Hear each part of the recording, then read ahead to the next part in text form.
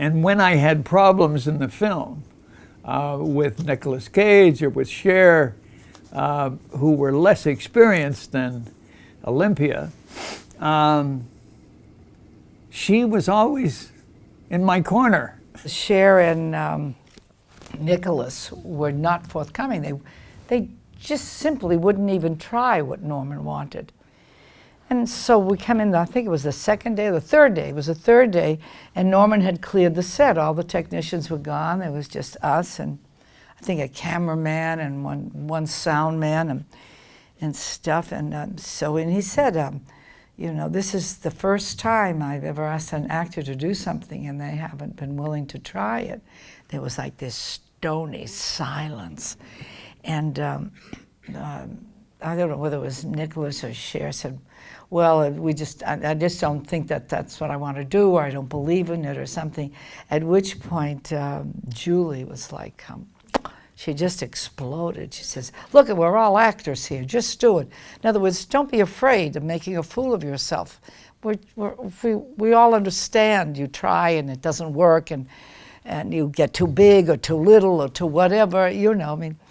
And he said, well, no, I don't want to do that. And she continued, and he told her to go F herself. And she said, well, I haven't had to do that in a long time.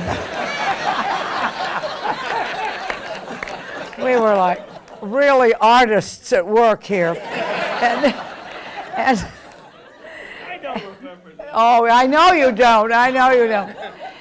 And then he got upset. He was drinking a cup of coffee, and he took the coffee and he threw it on the table, and the hot coffee fell on me. And she says, and that's God's punishment on you because you won't open your mouth.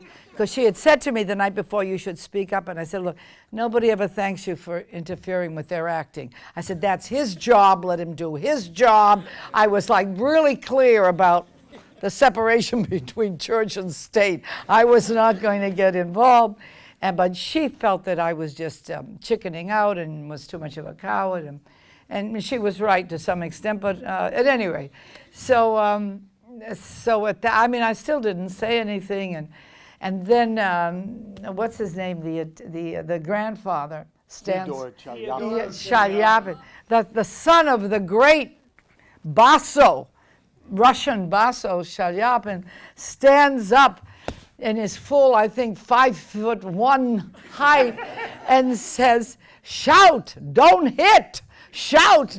He thought we were going to start hitting each other. And it was like a free-for-all, at which point Norman says, okay, let's shoot the scene.